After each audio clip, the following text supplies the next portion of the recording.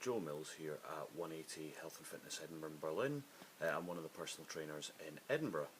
I just thought I'd take a couple of minutes to answer a question I'd had from one of my clients about why I said she might not be eating enough for the amount of training she's doing, especially when she's trying to lose weight.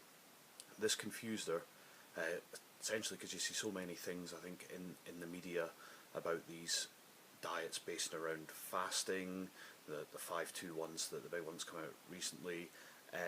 Before that was things like intermittent fasting, where you'd only eat for certain windows during the day, and a lot. I think there was one that I saw on the One Show 3 nights ago that irritated me a bit.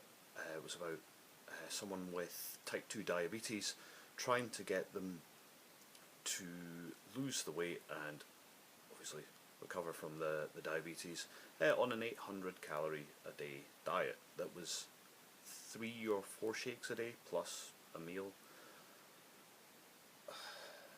There are issues with that.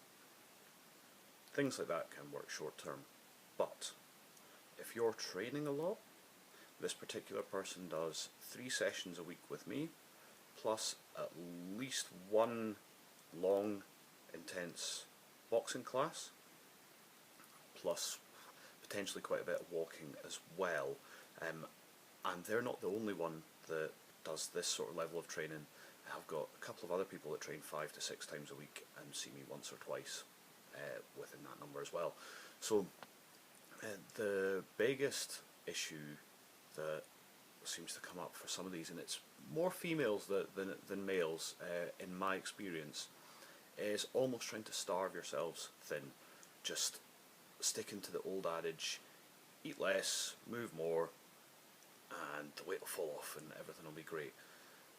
There is a bit of a problem with that. It's not quite as simple as that.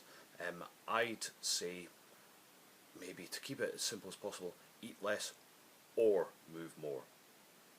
If you do both, you put quite a lot of stress and strain on your body. You need to fuel exercise. If you reduce your intake and up your output, you will shock the system, and there is the potential to cause what's called metabolic damage. Sounds terrible, but essentially what you're doing is slowing your metabolism down.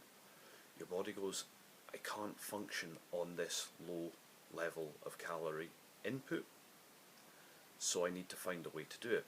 The way it does this is by slowing down your metabolism, burning off less fuel. You can end up tired a lot of the time. It's actually potentially one of the root causes of what some people would call overtraining. A lot of that is actually under resting or undernourishment, and in this case it's undernourishment. You're putting your body into starvation mode, and it's into self-preservation essentially. It's trying to protect your organs and keep everything going with minimal fuel outlay. So what's going to be the result of that? You're potentially going to lose muscle, something we don't want to do, because your body is going to try and store fat, and everything it does store will almost certainly be fat, just because your body it doesn't know, obviously, but it's a survival mechanism trying to keep things going. If you starve yourself, your body essentially doesn't know when it's getting fed next, so it's going to just hold on to a store so to make sure things don't go catastrophic. Ultimately, this is going to slow down your weight loss and your toning.